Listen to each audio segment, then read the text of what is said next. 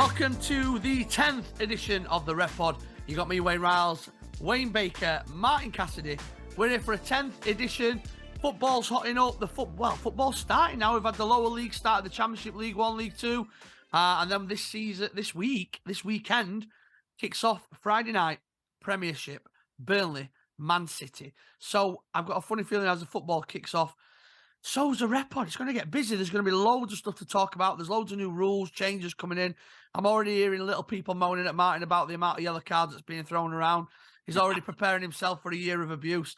But today, we're going in a slightly different direction to the one that we normally take. Now, if you've been listening to us since we started, all those, 9 episodes ago, we've had some really, really famous people on here, from ex-Premier League referees to people who work behind the scenes at the FA, to people who talk about it on national radio.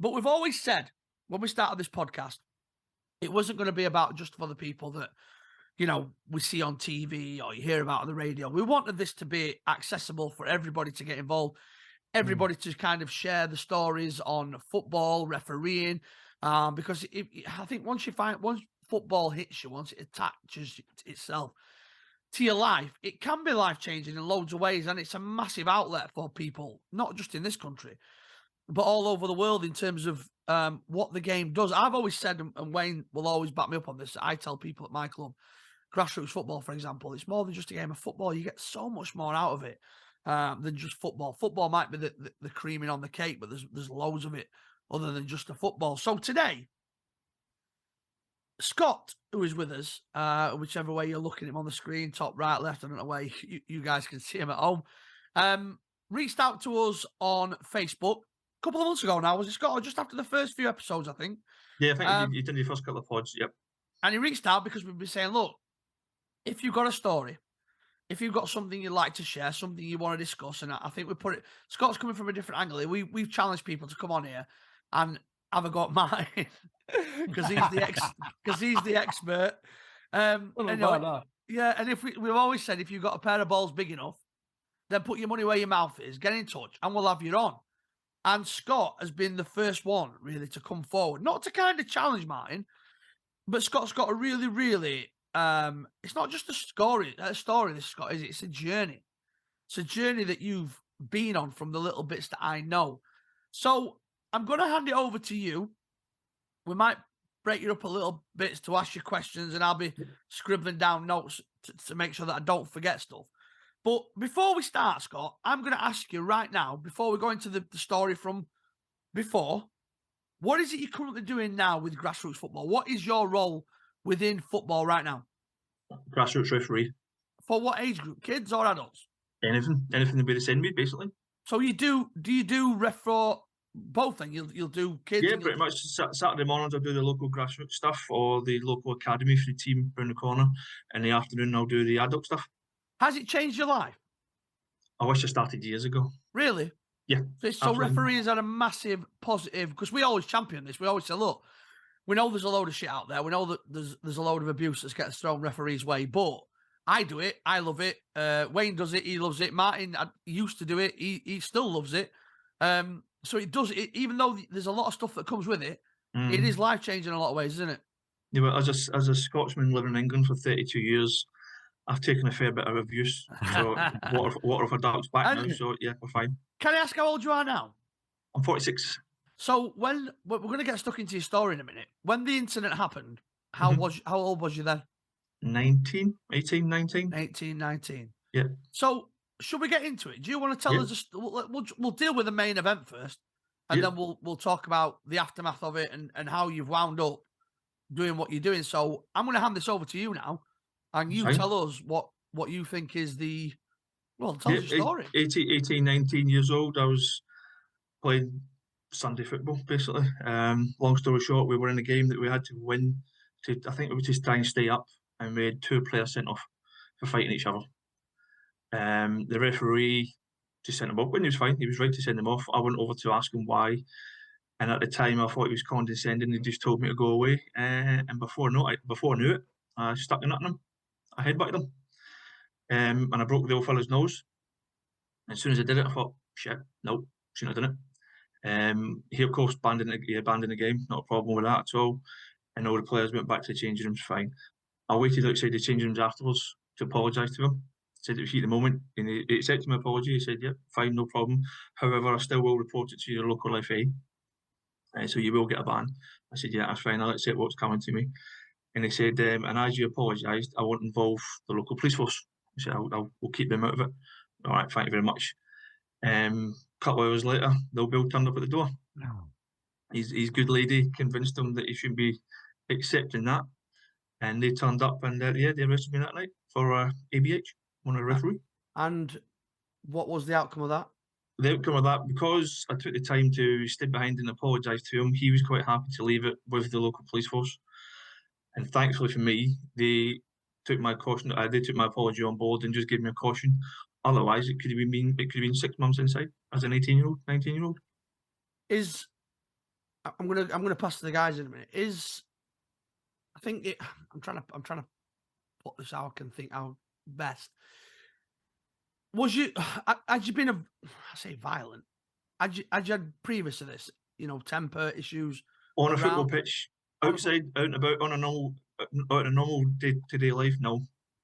On a football pitch, I took it upon me. I always thought I was a good footballer. I wasn't. I was shite. I could head the ball, I could kick the ball, and if I couldn't do it, I'd kick someone. And that's the way I played football. And the reason why I've asked that question is to you because I think there's a lot of people out there that football is their release, and the reason why I connect that is that I know from speaking to my local FA and my local league that I'm involved heavily with in Doncaster, that since COVID, abuse and physical altercations, assaults have gone through the roof like never before, and I don't think they've come back down. To be honest, given the fact that we live in I can't get political. I'd love to, but we're living in a time where I think a lot of people are struggling. Football is the release, and for some people, it becomes what's the word? Little Wayne's going to correct me in a minute. All encapsulating, just takes over, and you have these moments of madness. And so I think it's important that we stress that for some reason, when certain people do enter a field of play or they're in and around a field of play, it can turn them into different characters. So was that you? Mine's as soon as I crossed that white line, yeah, I was, the first minute, I was up for it. Yeah, nothing was getting past me. No one was getting past me. And it was Sunday pub teams. Who cares? But I took it as if it was my my cup final. Every game was a cup final for me. Martin, I think you have a coming on this bit and as an ex. Yeah, my first instinct is to say, fair play, put yourself up here to be shot at, and I can relate to some of the stuff what you're saying because I don't know what part of Scotland you were born and bred in, and Glasgow, yeah. Glasgow was. Yeah. It wouldn't be hard to work out what I was born and bred. I was born and bred in Anfield, but I live in Somerset. I've been down here for 33 years. I've been down here longer than I was in Liverpool actually because I moved away when I was 24, and I was just growing up in a violent world. The violence was like the response to everything, and I thought it was normality.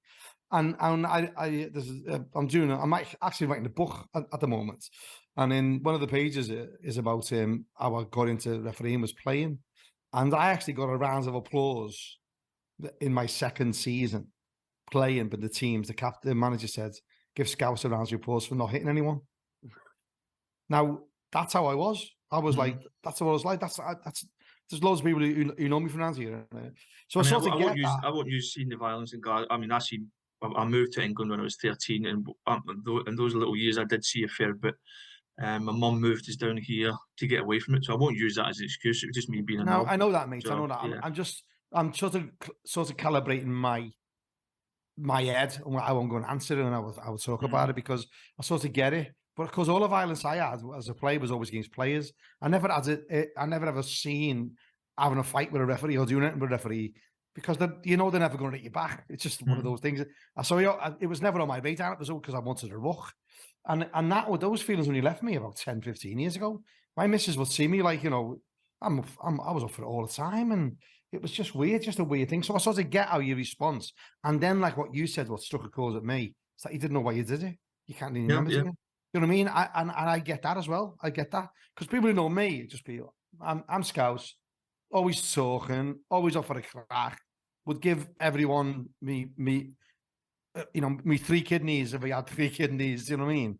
But I had this default setting of violence. And when I worked at the FA, because you might not know me, I worked at the FA for a bit, I had to do an enhanced CRB check. And my mate who was at the FA, I phoned him and said, fucking hell, I've had my CRB check through, or TBS, whatever it's called now. I said, I'm a bit worried. And he says, is anything like sexual crimes against like vulnerable adults or children? I said, fucking no. It's all violence. It's all violence, ABH, everything. He said, oh, you'll be all right then. So I was thinking, I can't get my head around this. It was sort of like, do you know what I mean? No, it's all right. You just got done for ABH. And so I really wanted to touch on that because I'm a big fan of rehabilitation. And even though I do say there should be lifetime bans for people who hit referees, and I'm always been quite big on that. But I understand, you're 19. How old did you say you were now? Yeah, it was 18, 19, something like that. And I got a 5-year ban at the time. I'm 46 now. 46, you know what I mean? I'm a different bloke I was from 3 years ago, but never mind that many years ago. So I am, and I remember talking to the lads who ran the judicial services department, the discipline department of the FA, who said the same. And I would clash with him a little bit because, we said, oh no, people, we want to get away from sine die because people can be rehabilitated. And I've always sort of understood that mentality. But one headbutt is still outrageous. And, I'll fight everyone who ever does that, fight in inverted commas on social media, that it's unacceptable. But, there's some people who punch 3 times, headbutt, smack, stamp, kick, but there's different grades in it where I just think that's how it should reflect. And I get this flash.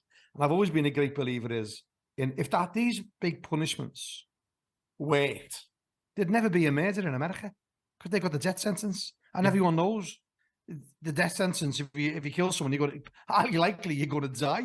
You're going to get executed. So the red mist comes and the red mist comes. So I always sort of reflect back with this. But when you said about the police not getting involved, I can relate to that because I did something really, really bad and the family didn't press charges. It's going to be me book. But the Busies did.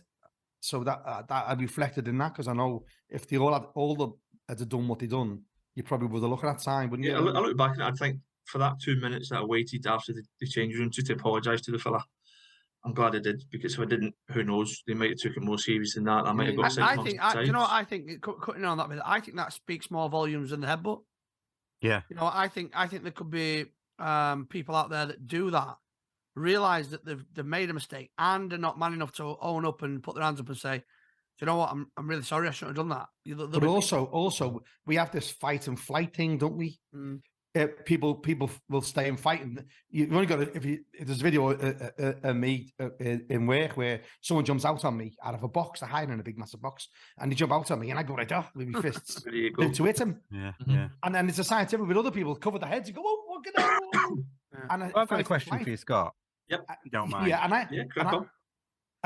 I think that's what happens with you. You were prepared to stand there and not run away because people do beat up referees and do one, and then the Busy's got to chase them down and the club's got to find them. So, I'll never ever fully understand it. But the fact that you've turned all that around, you saved your time, did what you did, and then you qualified as a referee and now you're blowing a whistle. Yep. I'm not sure I've heard that in all the years I've been experienced in what I'm doing. Well, since I did that, I got banned for 5 years. Never ever took up football again. Just didn't bother about it. Took up golf instead. Well, you didn't play at all again? No, but up until about 3 years ago when I tried it, and I done my ACL, my left knee, and that was after 6 games. But it was when I had the kids, and then I had my boy. My boy turned 7. He started playing football, and as you go, you turn up with dads. You help set nets up as usual, and then the coaches were leaving, and the kids didn't have a coach, so they put me through the coaching badge. And that was the time I did the same thing at the time. I did the CRB check thinking, yeah, this is coming back, albeit it was 20 odd years later. This is coming back saying, no, I'm not allowed. I said, no, I'm allowed. And that coaching, I worked with my boy from 7 years old through to under 14s when we folded at COVID. And then from the year after that, I did an adults team for a year. And to put it politely, never again. Adults, I'd rather coach kids. And then after I wanted to stay involved, once I got rid of the adults game gone, I did my referee badge and got involved. Wow. Stayed involved. I'm going to stay back to Wayne here because you said you got a question you want to ask. You've kind of like rolled in and answered it anyway. But how long were you playing football before this incident? So it was 18, I 19 moved when you did when it. I never played football in Glasgow. It's when I moved in England and so under 13s, under 14s. So you did 4 or 5 years 4 or with a 5 years clean of playing sheet. football. Yeah. Yeah. And then you got a 5-year ban. So Yep. I think you've already answered the question, but 5 years without football, what Yep. did you do? Golf. Yeah. I Never mind. took up golf, but yeah, it's a good way to spoil a walk, isn't it? But yeah, took up golf, and then had the kids, and that was that. Yeah. How old are So, your kids? And my kids now are 18 and 23. Oh my gosh. you know, when you can I just want to touch back on. You said that you did coaching for a time. Mm-hmm. What was you like as a coach? You know, did you find that you was calmer because of your incident, or did you sometimes revert back to type? And I don't mean going around headbutting people, by the way, but was you quite Referees, with fiery the referees, I character? left them alone. Really? Now, with referees, I left them alone, and the boys were always told to leave the ref alone. You can disagree if you want, fine, but leave them alone. And that's what they were always told from the minute they walked on the football pitch. So Leave them, I'll have a it's chat with the something referee. that's really kind of had a lasting impact. The moment that you had when you were 18, that you've actually said to him, leave him alone, because I know I'm not perfect, and the other way, and I'll tell you that, I am not that I ever threaten a referee, but sometimes I will ask them to explain some stuff to me. I mean, we never took our kids serious. We weren't one of these teams that were winning the league every year. If we got one good team, the local academy came and nicked them for the following year. One good player, sorry, the local academy come and nicked them for the following year. So we probably lost more games every year than what we won. Yeah. So we never took it that serious. If the ref gave a bad decision, it was all right, we lost again. Never mind. Did you ever share the story with your kids that you coached? Yep. Yeah, the parents all knew. Yeah, the parents all knew. I was on Radio 5 Live, 10, 15 years ago on a Sunday morning or something like that. They were asking for the referee stories, and I gave them a call at the same time. And so, yeah, the parents all knew. But yeah, on the sideline, it's just when I crossed that line, sideline, I was fine. So It's amazing to think that such a negative event can be such a positive story. It's yeah. I'd like to. What I've always wondered as well is that when you see the things that the calls I get, the videos I got sent, and all the stuff I get, where it winds me up a lot, where I get quite angry myself with people who do it. What were like? Obviously, you could just tell by the way you're talking, like you were gutters and stuff like that. But what were your teammates like, and how did you tell your missus and all? Did they think, "Oh, you dickheads," or at the time? At the very time, as soon as it happened, apart from headbutting the referee, the biggest regret, even more than the referee, there was a kids game next to us, and they saw it. And I think that might have been an under-10s, under-11s game or something like that. And they saw it. A couple of our teammates got involved. They started pushing and shoving. I never got involved. I've done what I've done. I can't take it back, and that was that. But yeah, the biggest one, apart from the referees, there's a kids game next to it, and the kids seen it. Let me come full circle with you, because I think it's a really great story. It really is to be in a position where you were in, where you're actually banned from football for 5 years, and you actually gave the game up. It was through having kids that brought you back to it. Yep. If I didn't have my kids, I wouldn't have done it yet. So now you're refereeing, and you say you'll ref anything, you'll ref kids game, you'll ref adults games. Have you had anything similar towards you? Yeah. Not so much an assault. I've had a couple where I sent someone off. The centre back and the centre forward went up, both on a heap on the floor, and as I've got up, the centre forwards give a little stamp. So I've sent him off. He's denied it, of course, even though the centre-back's lifted his shirt up, he's got a big stud mark down his chest. So he's gone. After the game, he was waiting for me in the car park. And I said to him, "Fella, do yourself a favour, get in your car, you make yourself 5 times worse." He said, "I just wanted to tell you I was wrong." I said, "Fine, that's your choice, mate, but you go in your car." And he did. There was someone with him, and I don't know if it was his dad or just another person watching the game. He told me to fuck off back to Wales. I couldn't get insulted. Yeah, I couldn't get insulted. I couldn't get insulted. So I still put the report in. That club got fined 85 quid. And then back in April, I had the game where I booked someone, sin binned them, and then sent them off all within 30 seconds because he just wouldn't stop. Wow. And then as he walked off the pitch, he called me a Scottish "see you next Tuesday." Do you know? Can we touch on sin bins? I love them in grassroots. They're supposed to allow people time to calm down. It actually makes them worse, doesn't it? Yeah.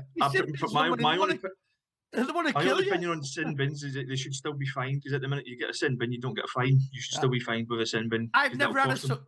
I've never had a successful sin bin yet, because as soon as you say sin bin, that's when they get even worse. Yeah. Instead of thinking, Whereas, I'll take my medicine for 10 minutes and then I'll come back, they want to you sin bin them. Honestly, some reactions are worse than Reds. with this particular game, there was 3 tackles in the first 5 minutes, 10 minutes that I could have booked him for. I was like, so I called the captain and I said, next one's in. I said, enough's enough, and next one's in. This guy never heard me talking to his captain. He's gone in, so he's been cautioned. He's gone off his nut. Why? What's my first tackle? I said, talk to your captain. I've just spoke to him. And he kept on going, kept on going. I said, mate, keep going. And he kept on going. So I was like, take 10 minutes, calm yourself down. Nah, what the hell? He kept on going. So he started calling me a few C-bombs, a few other things, prick and whatever you call it. So he got his marching orders. And then as he walked off the pitch, he caught me, Scott, see you next Tuesday. I was like, magic, cheers, mate. I'll put that in report. And then he was walking around the pitch, because the dugouts were the opposite side of the change rooms. He was walking around the pitch and he decided, nah, I don't want to do that anymore. Just cut straight across the pitch. So we had to stop the game. So he could go into changing rooms. And then when he got changed, he decided he was coming and sitting back in the dugout. Nah, mate, you're not sitting there, so you need to go. So I got another barrel of abuse that day. That 20 minutes later again. It turns out he got a 2-match ban and a 50 quid fine for the original sending off. And do you think that's enough? For the original one, and then for the C-bomb, we got another for the Scottish C-bomb, we got another 150 quid and another 9-match ban on top. Oh, nice. Oh, wow. Yeah, so you got 11-match ban all in. Mate, could that again? Would that be aggravated because he used the same Scotch? You mean racist? Yeah, Yeah, so I'm not sure if they call it aggravated by like a racist comment. So like I'm not sure if they've classed it as racist or xenophobic, but either way, he's brought your race or into nationality it, into it. Yeah. But for me, like I say, years ago, if I was on that pitch with him at 19 years old, I probably reacted. But at the time, I just started laughing. So, I've been in England, like I said earlier, 32 years. I've heard it before. You do strike me as a pretty calm fella, if I'm honest, Yeah. mate. And When I'm refereeing, it makes me giggle. It does. So I prefer doing the adults because of the banter. When I do kids' games, they don't talk to you because they don't know who you are. You just get on with the game and away they go. It's the adult stuff. Some of it just makes me smile. Yeah. Good and bad. I just smile. Oh, it's brilliant. No, I get it. And do you think the punishment you got was the correct measurement of the punishment? For a 19-year-old not being able to play football for 5 years, yeah, I did, because that was everything I did. To the point where I thought I could be when I was 14, 15. Like I said, I was crap, but I actually thought in my mind I was good. I wouldn't go out on a Friday night with my mates because I was playing football Saturday morning. Really? And I thought I was that, but no. So football was all I was into. Big part of your life. Did you miss it? And then you get told at the time, yes, but as obviously as the years went by, no. And then the kids were born. I got back into it. And then, why then at 24 did you not go back into it when your ban had finished? Just thought no. No, just never got involved. To be fair, my daughter, by the time I was born, my daughter was born, she would have been 1 year old at the time, so probably that. And then a couple of years later, my boy was born as well. So yeah, and then that was that. Just never got back into it. Here's the question that I thought some of the sorry Wayne, some of the questions that I think other people might be asking is: did you play as a ringer while you were banned? You know what? Not when I was banned. When I was a teenager, I've got an identical twin brother, and he is shite at football. So we always used to sign both Scott and Gary up. So if Scott ever got a suspension, Gary played. Gary only played whenever Scott was suspended. I never did it once I got suspended. No, I never played as a ringer. No. Wow. No. Could have done. I probably could have played under Gary's name, but no. And there's no connection to the other Hendry that was captain of Scotland once. No, Colin Hendry, no, afraid not. It'd be nice if I was, mate. No. All the snooker player that I used to get asked all the time. Yeah. No relation as far as I am aware. So, keeping it strictly refereeing, and you're doing your referee now, and you prefer your adults. Mm-hmm. What do you think is the biggest problem that refs face now, and what do you think should or possibly be brought in to help you do your job better? Because I'll give you a bit of background into me. The reason I got to know Martin was because I've just recently done a documentary. It's not been released yet about grassroots refs, the shortage of them, the challenges that they face. highlighted some really big issues within the game of football, into how important. I think I always think people forget how important referees are. You know, you hear the phrase, and I coin it all the time now. It's a no ref, no game, and people laugh at it, but it's genuinely true. You know, I run a grassroots club. We've got 10 teams.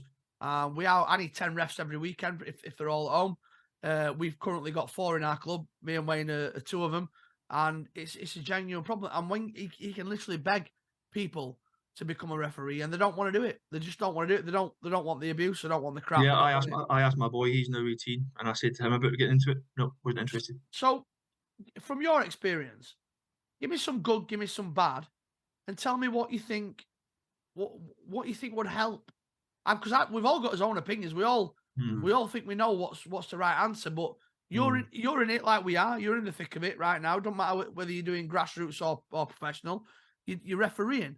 So what are the problems that you face quite regular, and what do you think should be brought in that could help? In my first year of refereeing, I booked more coaches than I did players. I like that because it comes. The attitude of the players comes from the coach. Pure and simple. If the coach, I've done 95% of the game. The coaches I ref are fine, and the ones that are quiet, the teams are fine. The teams respect you. But the ones that are on the sideline shouting at every decision, you can guarantee his son and all his mates on the pitch, they're the ones starting as well. Pause it there. There's obviously this new rule coming in about how they need to behave on sidelines and that they can't all stand in a technical area. I think I make you absolutely spot on there. If you watch the teams where the managers are absolutely irate, they tend to find the teams are. Yep. But, every time. Yeah. So coaches being a main, coaches, I've done many games, my local academy, and their coaches have all told, they say nothing during the game, let the boys learn, talk to them at half time, talk to them. They do quarters, so you speak to them after every quarter. And the coaches that are quiet, the teams are fine, not a problem. They just play football. So, and then sometimes you can hear the coaches tear into them during the quarter, which is fine, but they're not doing it to the rest. They're not doing it to the boys during the games. They've got to learn, and that's what they're doing. What do you think could be brought in at a grassroots level to help combat that? I know I don't know if I've done it for the FA. We'd have done quiet weekends. Didn't work. Not a chat, isn't it? I've got to be honest. I thought that was the biggest load of shit I've ever come across in my life. Yeah, but I won't even do it anymore. Yeah, most of them didn't even know it was on. Asked them to do it. It was done down here, right? And I think what you do by having a quiet weekend, I think it ruins the spectacle of football. What I mean by that is, right, you're never going to drive passion out of football. What we're trying to do is contain passion to reasonable levels. And I think by having the quiet weekends, you lost something. I mean, you lost a little bit of atmosphere. You lost a little bit of, I don't know. It didn't feel right when I witnessed it. So to me, and like you say, not many people knew it were on, and not everybody didn't follow it anyway. So that didn't work, did it? No, I mean, let's say for me, it's the normal country coaches. That first year, I booked coaches. I booked a lot more coaches than I ever did. Now we try and go over and have a chat with them at first and say, listen, what they're hearing from you is what I'm hearing from them. They're basically just repeating what you're saying out there. Can you cut it out? Otherwise, we're going to fall out. 9 times out of 10, I booked them. After I've had that conversation, they don't stop. And with regards to the parents, most of the time I don't hear it, if I'm honest. I've had it a couple of times, one fella and one woman, I think they were under 13s games or something like that, where they started. And I've just gone over with my whistle. I know you shouldn't. Gone over with whistle, just embarrass the shit out of them in front of everyone. There you go, there's a whistle, crack on. And then they just back away into the crowd and you don't hear them again after that. I'd echo that. Would you not think that it's probably the same parents of the team with the bad coaches that have the attitude? One of them I've had, that was the same. On this occasion, it was the same, and I don't know why I'd upset him. His boys' lad lost 8-0, and after I was walking past him at the car park, he said it was a shit ref. Fine, and that was the third time he said it. So I reported it to the club. I don't think I bothered to the FA. No, yes, I did, because the FA fined them. The club got the CCTV out and found the parent and passed the fine on to the parent, and the parent paid it.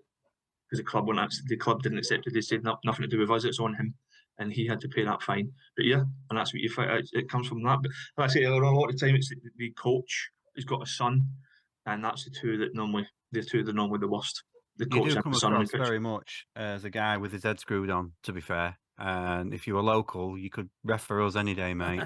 It's Let's say I enjoy. I try not to get. I try not to get annoyed. The one thing I don't do, I probably book a lot of under 16-year-olds because I won't let my own children swear at me, so I'm not letting them swear at me. So because in bin them, see you later. I don't let, and that's what I tell them. I don't let my own kids swear at me. You're not swearing at me either. You know, Sit down for 10 minutes. you know, just touching back on obviously the coach problem. You know, what a lot of people. I'll just explain two things here. One thing, the Quiet Weekend listeners might not know what that is. There was an initiative that was rolled out for grassroots last season. I think they did it twice, where basically nobody could shout.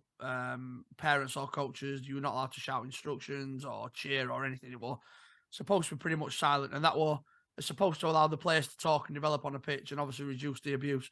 But it didn't really work, or did it really happen? And secondly, in relation to what do we do with coaches in terms of booking and disciplining and what have you, this is not right, by the way, according to how everything stands in terms of the rules and the guidance and the safeguard and all that. There should be minimum 2 coaches at a game, at training. But what you find is, because obviously people work, that sometimes teams will turn up to games and it'll just be one coach. They've got 2 coaches. They've got 2 coaches registered, but only one turns out every time. And then what will happen is that coach will also be the safeguarding officer. So and the first aid should one of the kids get injured. And I've seen it where a coach is an absolute nightmare, for want of a better word, and gets to the point where the coach gets sent off and gets red carded, but the coach can't go anywhere because there's nobody to watch the kids. So you're kind of stuck in a situation where you either allow him to stay at the side of the pitch and continue to receive the abuse, or you call the game off and you still get abused. So you're in a bit of a lose-lose situation at that point in junior levels when it's kids.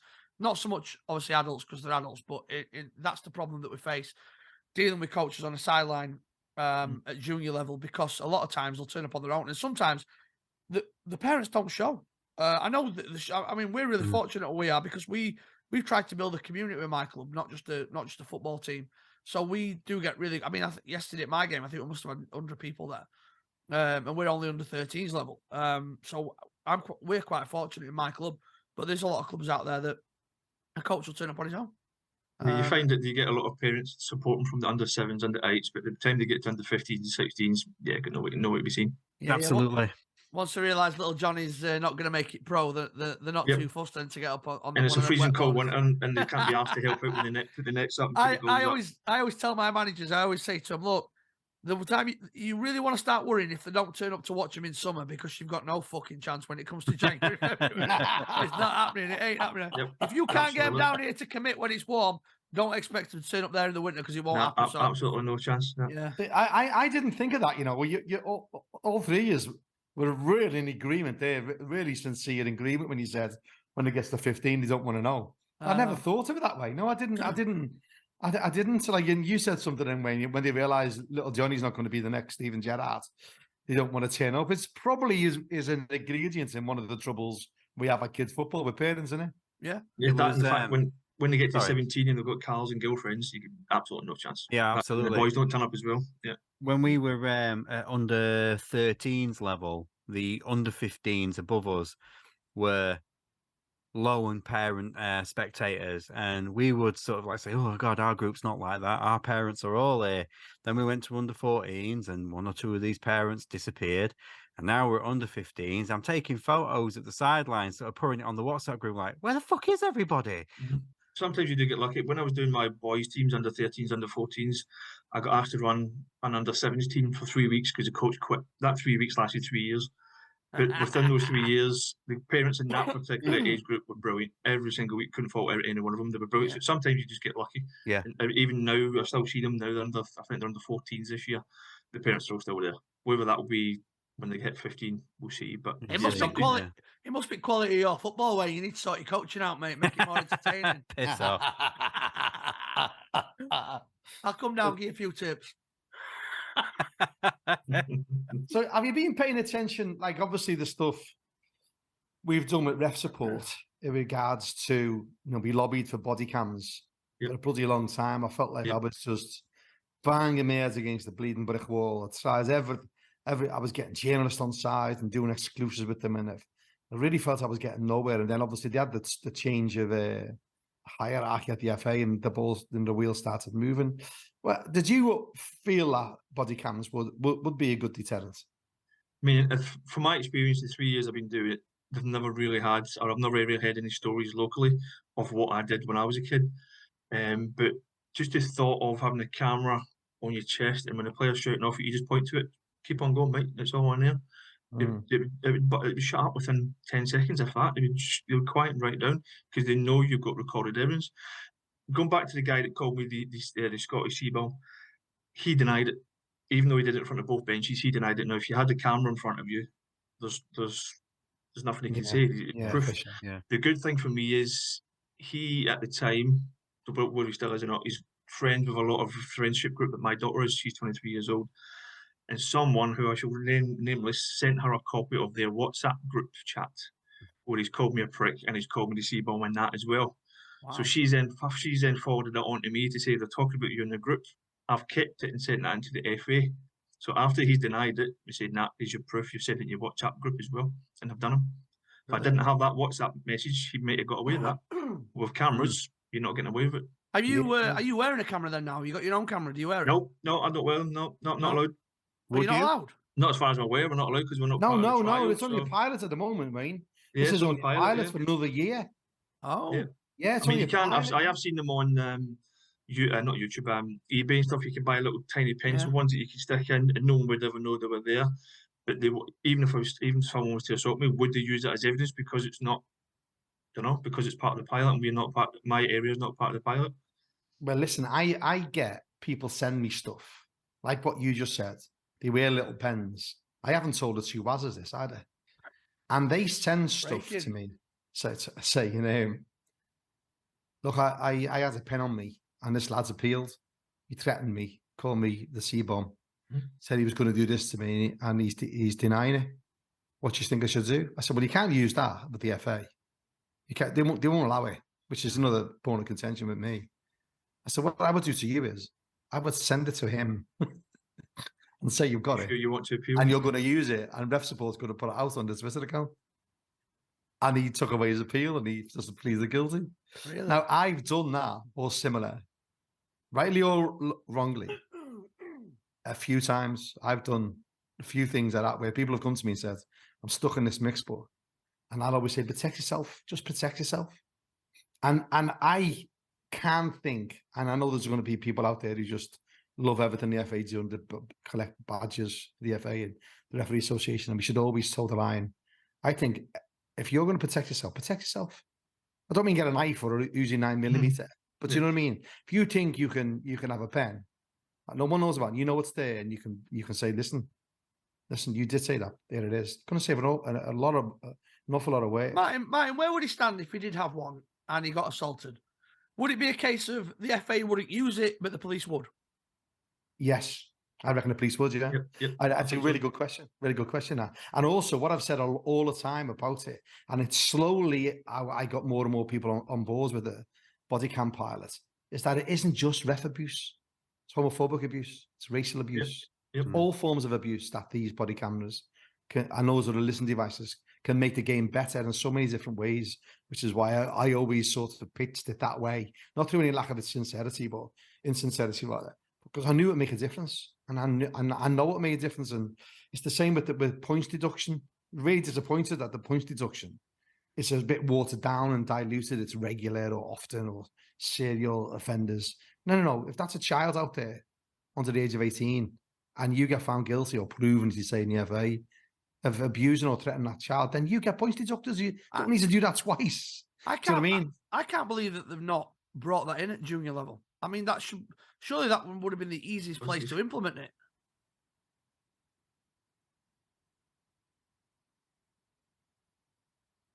Am I crashed? Yeah, do you want to start again, Wayne? Yeah. You froze there, mate. I can't believe that they've not implemented that at junior level. Surely that for me would have been the easiest place to implement it and trial it would have been at junior level, because it happens.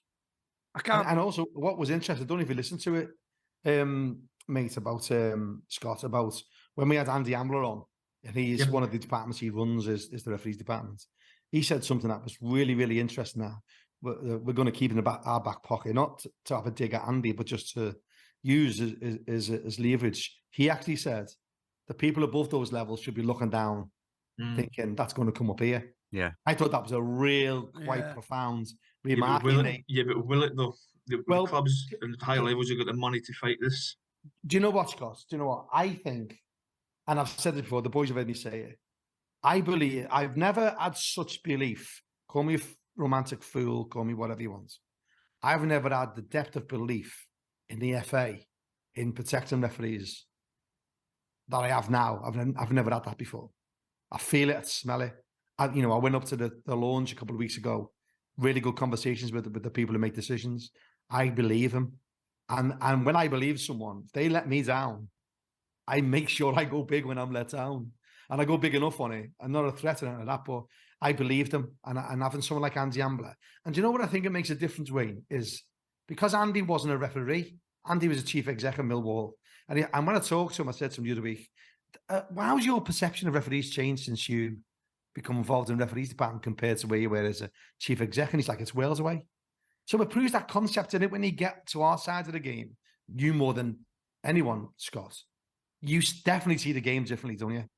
The only thing I will say with the points deduction, the team that were involved with that guy called Winnie Seaborn, I refereed him a couple of weeks ago and Saturday just gone for pre-season friendlies. They still haven't signed the filler on. Whether they do or don't, I don't know. But they are aware that if they do sign him on again and he does something again, they're getting it in the neck because he's got a history of it. So whether they've now got that decision to make, do they sign this kid on? Do they sign him on? Because if he does it again, they're getting possible 3.6 point deduction. Yeah, I agree. Good chance. We had this with Andy, didn't we? And I said that would be massive. I think because you'd be really, you'd have to think more as a player if you became a problem player that you thought, well, teams might not want to take me on anymore, and then I might not be able to play football anymore, and that's what I love. So I think it would drive a change in the player as well. Well, at the minute he's banned until November. So if he tries to go sign somewhere else, they're going to say, "Why are you banned until November?" Yeah. And again, it's on that new team. Yeah. Do we want this guy here? And there's the risk that they just won't sign him anymore anyway. Yeah. So anyway, just coming back to the body cams, because I felt we touched some really good stuff there. Yeah. Would you wear one, Scott? Yeah, absolutely. What about for now? my own benefit as well? Because I get involved, and I'll be the first to admit I get involved now and again, and a little bit of back and forth with the occasional player who swears at me, and I'll just turn around and tell him piss off. So it'll kind of be good for a training tool for me as well to see how I react, or maybe watch things back in the game that you might think if someone's come up to you and said you missed that there, all right, I'll have a little look later on. That's a really good point. For me, as a training point. Absolutely. For the actual abuse, it'll cover your back. Like that one I had in this last April, the guy wouldn't have denied it. He would have said, "Yeah, okay, I've done it." So even though they're only piloting it in certain areas and it's not in your area at the minute, that doesn't stop you shadily wearing one. If I could, I've never did it because I don't want to fall. I'm always 3 years in. This is my third year of refereeing. I don't want to fall out with the local FA, so I've never done it. Once they say permission, I'll probably wear one. Look, that's it. Martin said earlier on, if something happens and the police charge but the FA don't, then they're going to put on some amount of pressure. Why are you not charging when the police have got involved? So they would have to use that evidence, surely. Even if it's only a pilot, they would have to use it. Yeah. I agree. But it does put him in a sticky wicket, if he does wear one. It does. He could get suspended and fined. And it'll be a terrible message because particularly now, look at that Premier League tournament over in America. The players are wearing the body cams. Refs are wearing frigging body cams. So the atmosphere and reaction to them is definitely cooling down.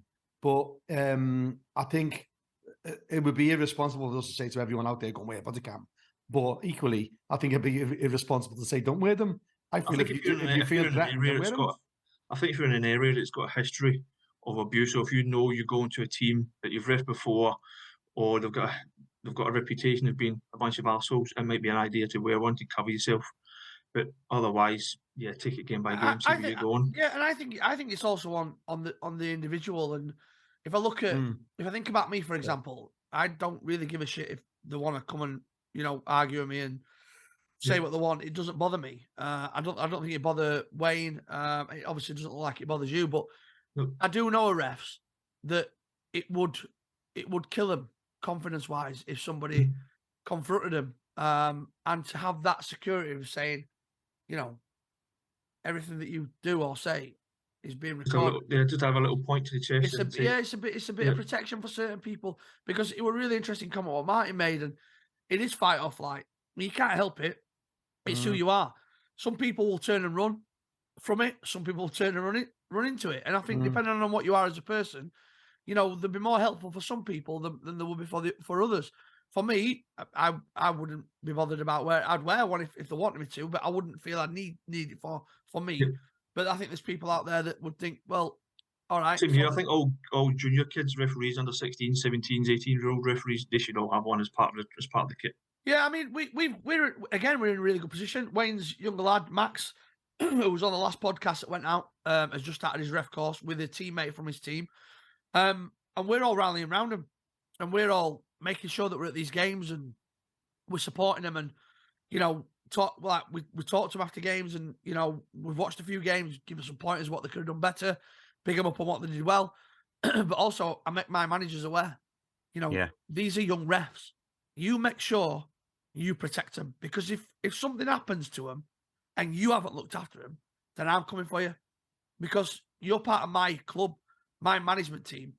We've got kids going out there to ref your games. You make sure you look after them.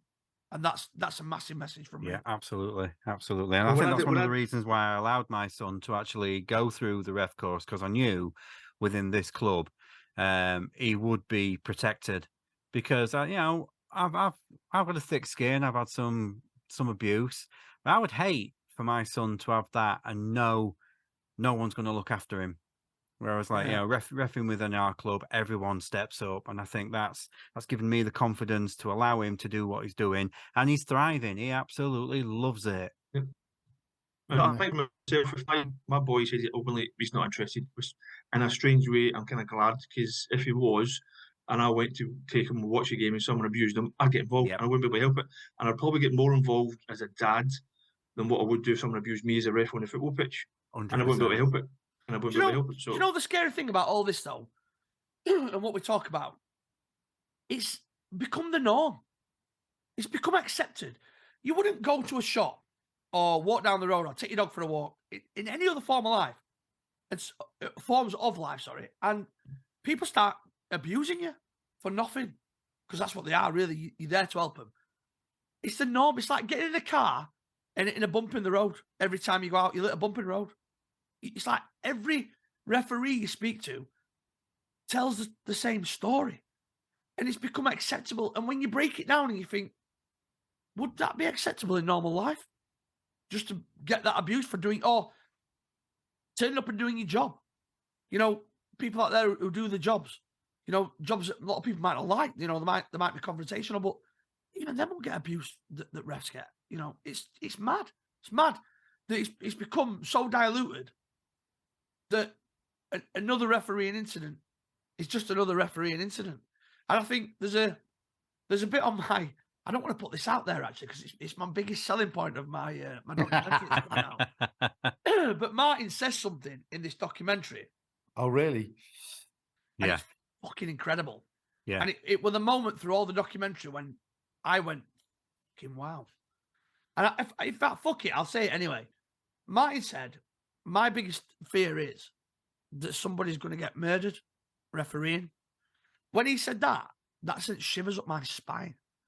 And I'm like, shit, he's right. He's not talking about getting murdered at Old Trafford on a Super Sunday. He's talking about me, Wayne, you. Yeah. Somebody that's getting up to ref a game of football for 20 quid. Yeah. This is mad.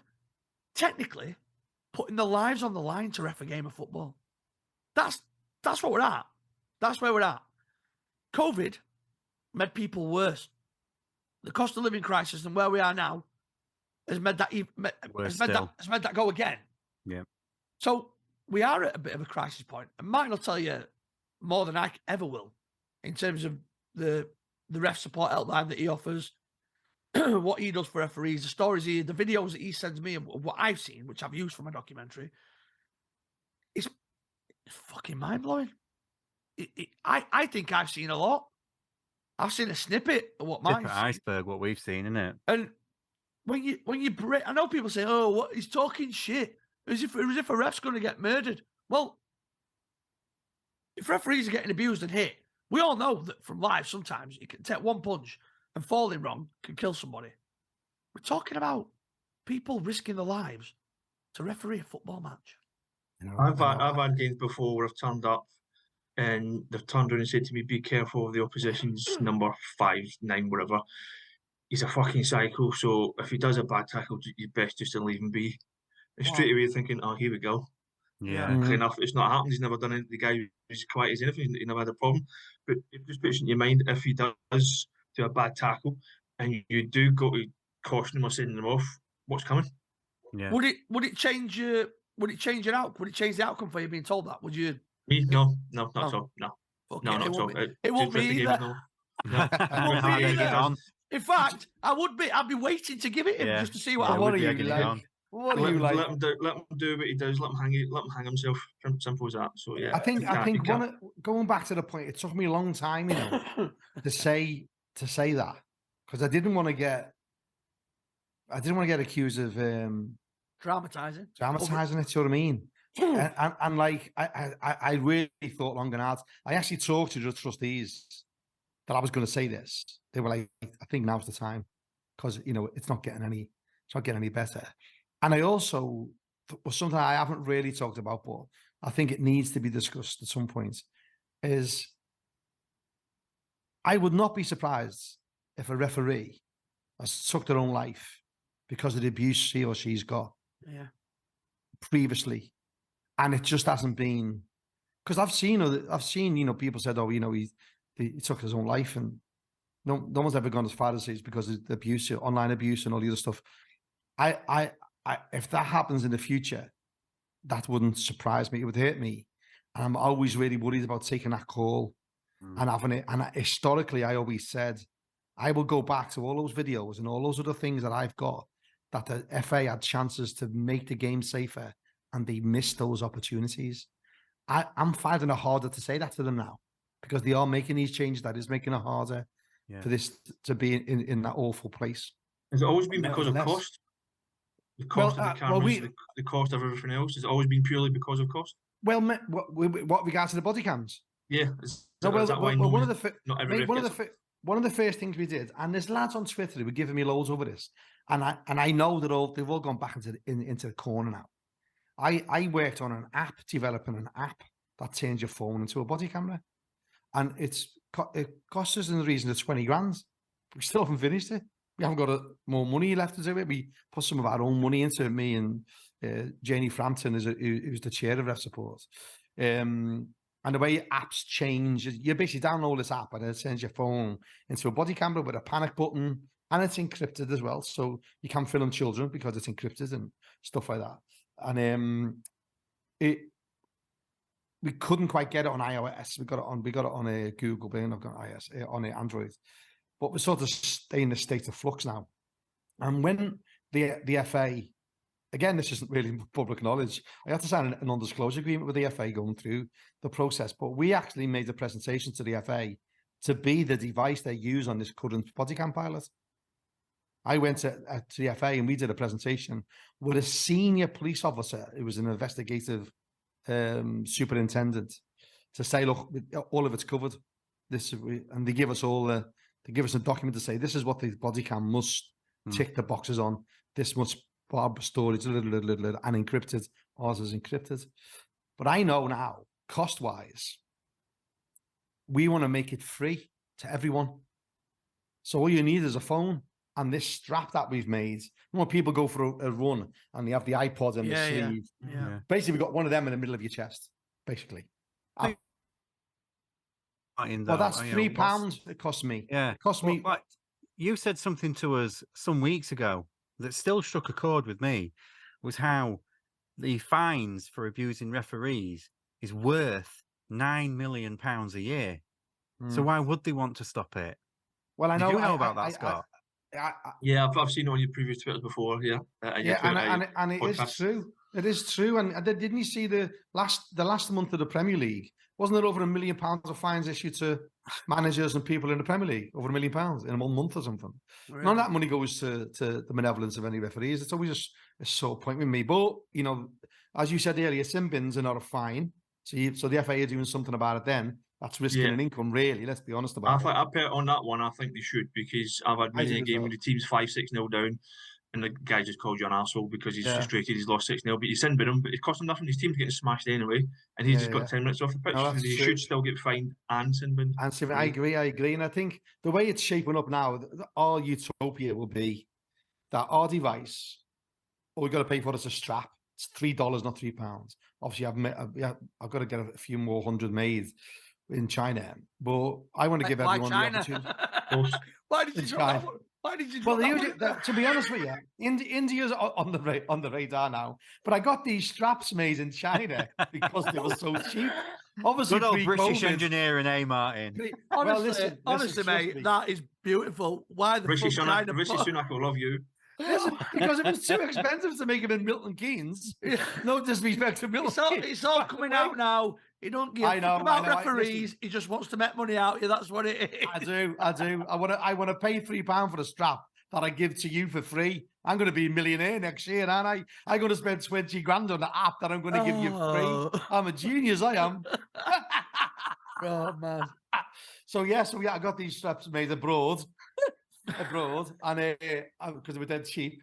And the idea is to give the strap to the referee free. They download the app free and just use the phone. We could monetize it by having sponsorship on it and all that. But I've always been reluctant to look like I'm making money out of ref abuse, because that's what keeps throwing at the FA. Sponsor with Specsavers, get that one on. But you know what I mean? We have got sponsors interested in being on the strap and stuff like that. But, you know, I don't want to be accused. It'd be nice to get the money back we put into it, 20k and all that stuff. But I've never done it for making money or being a different business. It was on making business out of what I'm doing here. It's that protection level. It's that changing the game level. It's that sort of look that we can change the game better together. The body cameras they're using now are really expensive body cameras. You know, you can use your phone, put it on selfie body cam, and when you open our app, it automatically puts your phone into airplane mode. So it saves battery, and you can't get a phone call when you're in the middle of sending someone off. So stop laughing at me, you. So what? If it's in airplane mode and the press the panic button, how the fuck does it signal off, or does it just make a loud noise? Yeah, it does make a loud noise. Go away, you bastards! No, it sends the last 30 seconds to the iCloud. Oh, and right. What it does, it automatically goes the 30 seconds before you pressed it. So I'm taking the piss out of you, but I really like it because the expense is minimal. I know, but I want to give it free to the referees. Yeah, well, I know, but I mean, even for a strap, even if you did charge for a strap, £3's not 300 quid for a decent camera, and because it's your phone, they'll have all the go on, what do they call it now? Image stabilization built in. Yeah, everything. Everything. And even free quid for peace of mind is pretty good. Yeah. It is, mate. And we even went down the route of saying to clubs, right, you buy it if you wanted to pay for it. It's going to be, even if it was, just imagine the scalability of this. If you said, right, every player that's at your club is going to pay £2 a year. Why don't you let me trial it for you at my club? I can if you want. I've got some straps left. If anyone wants a strap out there, you can have the strap. We'll do it. No, I'll do it for you seriously. And you know, mate, you can wear it on a touchline as well because there's nothing in iPhone. No, you don't want to hear me on touchline, mate. But listen, no, you really don't. Well, yeah, I can do it. But listen, we digressed to this app, and I want to concentrate a bit more on Scott, really, if I'm honest, because it's tying in with what we want to do to address referee abuse. But tying back into Scott is like, I've been really impressed with you tonight. I didn't know what to expect. You know, I really wasn't. It's clear that you're not that type of bloke that was, you know, just your body language, the way you speak, your expressions, everything. Like I'd like to think I'm not an asshole. No, you're not. I think you're not. I think you know, when you're an asshole, and I just think we must recognise as people involved in sport that people do have switches that get switched, and these things happen, and we shouldn't take away the game for them for the rest of their lives for that. No, absolutely. And I think we need to be able to reflect within all the governing bodies around the world of how they do different stages of a ban. Where currently you just say, "Oh, you can't be sanding his eyes with rehabilitation." Well, I think that's not quite what we want. But I think there should be certain levels of the punishment, which is in these processes for like 5 years, 10 years, 15 years. But they put a maximum on it of 10 years, haven't they? And I think that's where they're missing this. People who did a lot worse than you should get more than 10 years. Do you know what I mean? Oh, And I'm wondering, I look back on mine. I should have got a lifetime ban on mine, without a Mm. doubt. Yeah, it was not as if it was a slap or anything. It was a headbutt. I broke the old fella's nose. So yeah, at the time, I should have got a lifetime ban. See, that's the scary thing, isn't it? I mean, we talk to you now, and you're obviously, you're a good guy, but you Yeah. think back then that headbutt, just as an off the cuff, could have been fatal. Mm. Yeah. Just Martin was saying that one punch, that one hit, and And it thank wasn't a young goodness- referee. He was an elderly fellow. He's probably in his 60s or maybe even Is he 70s. still I've no about, idea. Scott? Is he I've still no idea. about, you know? I have no idea. It'd be interesting, wouldn't it, to find out if he's about, how he is. 28 years ago, so it might not even be alive. Unlikely, I've no yeah. idea. And I'm wondering if there's something there about maybe if he's not about talking to his family, or because when this happens, I don't want to in any way make you feel guilty into that, because I know you're solid in the head. Is that like what people miss is that when they see this person in black, that they've got a family normally. They've got kids who see them come home. Satyam Toki, who got beat up on that one in London, he got punched 3 times. He went on to his kids with a big cut eye, damaged jaw. Children see that. And I think this bit gets missed about the humanization of what happens to referees on line abuse, everything else. Their family has seen them. That night when I got home and the old Bill were here and they explained to me that it was his wife persuaded him, I thought, well, cow. But then looking back on it, no, she was quite right.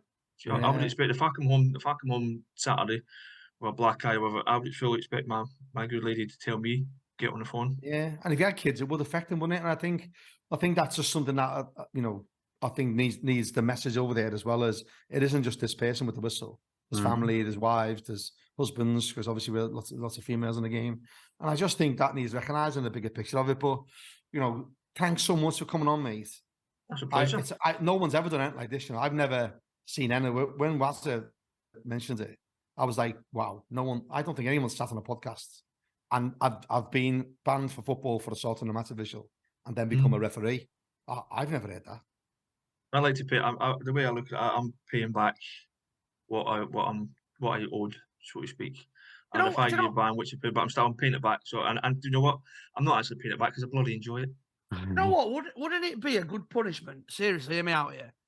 If people who assaulted referees before they were allowed back after they'd served the ban, they had to referee a minimum of 10 games. On that, last Monday I've never did the Leisure League. I've always heard loads of bad stuff about it. That was all punch ups, this, that, and the other. So I've got a friend who's also a referee. He phoned me last Monday, said, "Can you help us out?" And as it turned out, we cancelled this last week. I said, "Yeah, go on, I can help you out." He said, "They're good as gold. They never have any trouble. First game, sent 3 players off for a punch up. Fine." But I got told that there was a guy 2 weeks ago got sent off for calling a referee bomb. So he got 100 quid fine, but they've reduced it to 50 quid. But he has to referee 3 Leisure League matches. And that was his, and he said, "Yeah, fine." So he took the reduced fine. I think it would really open the eyes to the people that did it to say, actually, they've got a really tough gig, and it might educate them better than a fine would or a ban would. I had one of the parents that I used to coach. He's got a younger kid, and he came up to me a couple of weeks ago and said he lasted 15 minutes in the game and they had to hand the whistle back. He said he couldn't do it. He said he couldn't do the abuse. He said, "I never realised just how bad it is." He said, "I just gave the coach the whistle back. I said, I'm not doing it." And away he went. So yeah, it would be bang on. Those that are doing it should get in the middle. Yeah, brilliant. Well, listen, I think I could talk to you all night, mate, and I think we're going to get some good feedback on this. I don't know what you think, Was? Yeah, no, I think it's been brilliant. I think coming on with a story, we call ourselves a ref pod. We're interested in everything around football. We try to tie that into referees. We try to give a voice that's maybe not been there before, to allow people to come on and talk about the other side of the game. Because even though you play, you're on the same field as the players, it's a totally different game. Mm-hmm. You might be 2 feet away from them for 90 minutes, but you're not playing the same game. You're not under the same scrutiny. You're not under the same pressures. It's a totally different. It's 2 fields, really. It's 2 games, 1 field. And I think to come on to say where you went wrong, told your hands up, to go in full circle, to becoming a referee, doing it obviously, to help your kid out in his team, and then obviously keeping doing it. I think that it kind of shows, you kind of highlighted a lot of angles, but it also shows that refereeing is tough. And the levels of abuse are way above where they should be. But there's something about it for certain people which keeps you coming back, keeps you wanting to do it. And I think what you probably find in a minute is the people that keep coming back that love it are the ones with a thicker skin. Yep. Doesn't mean necessarily that they're better referees. It just means that they can handle the pressure and maybe the abuse a bit better. So my question has always been that if we could reduce the levels of abuse drastically down, how many more referees would then flood into the system? And how many good referees are we missing out on just on the fact that they've maybe not got the thicker skin or they can't deal with that pressure? But just because they can't deal with that pressure at the inception of them becoming a referee doesn't mean they can't deal with that pressure and handle it 2 years, 3 years, 4 years, 5 years in. Yeah, it's like anything, you learn how to cope with stuff and deal with it the more experience you get. And because some people are that terrified, they don't allow themselves to learn how to deal with it, to manage it, to learn from the experiences, they quit and they run. Yep. And how many good referees are we potentially missing out on because of that point? It's all right saying people like us, people can give me abuse all day. I literally, I'm not bothered. It's water off a duck's back. I won't go home and lose sleep over it. I promise you I won't. I'll laugh it off all day long. But people like Martin said, who maybe have gone home and done something to themselves or thought about doing something to themselves because of how they've been meant to feel on a fucking football field when they're trying to do them a favour for 20 quid. Would you bet against that? Would any of us bet against that? No, I wouldn't, mate. Absolutely not. Took their own life. And do you know what, Martin? Do you know what? How many people, when people have committed suicide, because people do commit suicide, unfortunately, and there's their own life is the way. And there's a hell of a lot of men when they do this investigation. How in depth do they do investigating suicide, or do they just say he's committed suicide and that's his cause of death? He's killed himself. Maybe they don't dig into why he's done it. Maybe if they did dig into why some of these people had done it, maybe some of it does hark back to that. Especially these days that, like you just said there, Scott, you got abused on a football field, and then unbeknown to you, you were getting abused on social media, and then your daughter got the message and sent it to you. And if that person then sees that, and they're like, shit, want to climb inside a hole, want to escape it, don't want to go out, this circle starts. Depression, anxiety. Where does it lead? And I think that it's some really, really good point. I said before you came on, we've had stars, if you like. We've had DFA chief execs. We've had, famous people like Jim White come on. We've had Sam Wallace. We've had Jeff Winter. I always forget his name. Peter Walton off of BT Sport. We've had all these people on. We're all singing off the same hymn sheet. We're all aiming in the same direction. We're all saying how it's got to change. But to get somebody to come on who's just doing it for the love of it and has seen both sides for themselves, it's really powerful. And I think people will take a lot out of this. And I think you'll shine a light on areas that people didn't even know existed about being a referee. And I think this is the importance of the podcast. Jim White came on a few weeks ago, and he said he felt a responsibility to the radio station and the fan base that he represented to get answers and to do everything he could to fight fans' corners and football's corner. I feel as a ref pod, we have that same responsibility to fight referees. I know Martin does it anyway, as his full-time kind of thing. Me and Wayne are just chipping in with our little bit, supporting him. But as on the pod, we're pretty much equals, us three. And I feel it's our responsibility to keep pushing this, to get it into as many ears as possible, to get it in kids' ears eventually, to listen and say, actually, these lads have got a point. I've got to stop being a dick to referees. Sorry, the biggest, when I did my referees course, there was 17 people on it. I was the oldest one on there at 44 at the time. Everybody else is 16 or under. How many of those 16s are still doing it? Exactly. Yeah. No idea. I can take water off a duck's back, but if you get abuse as a 16-year-old, they'll walk away. Yeah. And didn't we get a stat? Was it Andy Ambler or Sam Wallace? Somebody gave us a stat and told us the amount of people that was walking away. In my referee documentary, my wife's on there because she's our club sec. And she was telling us how many referees we paid to train up, which was 9 when we first started 2 years ago. We've now got 4 left out of those 9. Yeah. That's just one club. I mean, it's crazy the amount of text messages I get now in pre-season and then every single weekend. Are you free? Are you free? Are you free? It's crazy. There's not enough refs out there, and that's if you times that by all the associations through the country. Yeah, it's crazy. It is. It absolutely is. But I think, like I said, coming on, giving your views, talking open and honestly from a referee that's boots on the ground in the toughest divisions in football. You know, I'm not saying it's not tough at the top when you've got pressures of 1 million people watching you. There's different pressures at this level that we're at. You know, there's less protection, absolutely less protection. And you're still trying to do the job or they expect you to do the job at the same level who's somebody who's in the Premier League. And Martin talks about this all the time. You're going to come down and watch grassroots football. You want a Premier League standard referee. Maybe that grassroots referee wants Premier League standard football that he wants to be reffing as well. You know, so it's what is it? Coaches for horses? I've got that wrong. I don't know what is it. Horses for courses.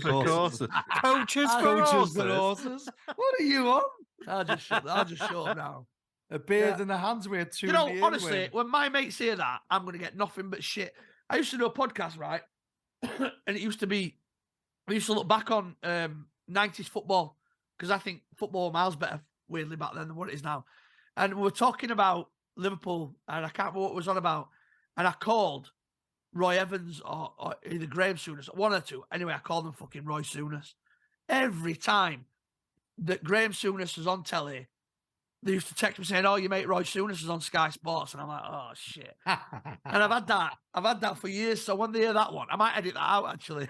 Yeah, I bet you will. Yeah, I bet you will. Yeah, I bet you will. Keep that in. Well, listen, thanks for your time, Scott. Not a problem, pleasure. Good chunk of time there, and just please keep in touch. Thank you for following the Twitter accounts of the Ref Pod and Ref Support and all that. It's the more people follow us, the bigger voice we have, the more impact we have. Agreed. And the more likelihood we are to make change. I genuinely believe that the Twitter accounts, because we have so many followers and who follow us, we do make changes. And to us, just shows that we can bring about change at every level of the game. So thank you for coming on. Thank you for reaching out to Wayne.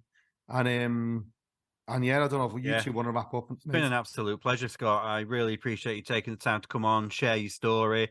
You know, spread some light on something that we all talk about, get your views on it. And on top of that, to meet an absolutely solid bloke, you know, it's great to meet you guys. Well, from me, mate, I will wrap it up from my end for you today. Scott, been a pleasure. Keep in touch. Great story. Let us know how your journey's going on. And maybe in the future, we'll get you back on. Yep, anytime. What you're doing. And, you know, if you've got any good stuff you want to share with us, before then, you've obviously been in touch with us on the Facebook page. Keep doing that. Well, come September when Scotland beat England, feel free to give me a message. Are you sure? I'm not sure you want that smoke. Sure. I thought you were Welsh. You can message me. Welsh, I was Welsh. I thought you were Welsh. Yeah. Scott, thank you, mate. It's been an absolute pleasure. And we'll speak to you soon, mate. You've been brilliant. Thank you very much. You have. Thanks, Scott. Take care. So that was Scott Hendry. Just wrapped up. I said before we did this that I thought that could be really good. I think it were. Superb.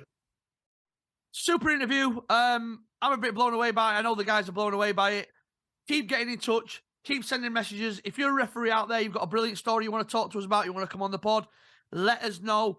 Everything now is at the Ref Pod. If you're on Twitter, if you're on Facebook, if you're on Instagram, it is at the Ref Pod. Get in touch with us. Share, like our stuff, get it out there. The podcast is now available everywhere. It's on Spotify, it's on Apple Music, it's on all the other podcast providers that are out there. But also, the big one is that I have no idea why this is. People love watching us. So, YouTube as well. The videos do go up on YouTube. And again, that is the same. At the Ref Pod. All one word, the Ref Pod. Get in touch, like us stuff, share it, and we will see you next week. Martin, Wayne, pleasure. Later, guys. Cheers, see you next week.